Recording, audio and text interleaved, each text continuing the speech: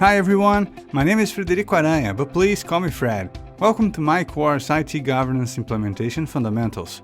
I am an independent project management and governance consultant. To implement IT governance is to work on continual improvement. But to do so, you need to master a process reference model and a process assessment model. And I'm going to teach you that. This course's main objective is to teach you both the COBIT 5 implementation lifecycle, because COBIT is the #1 IT governance framework in the world, as well to teach you the COBIT 5 process assessment model. Some of the major topics that we will cover include the COBIT IT governance implementation lifecycle, process capability levels, process performance attributes, the COBIT 5 process assessment model, the process reference model in detail, and a step-by-step approach to both process assessment and IT governance implementation.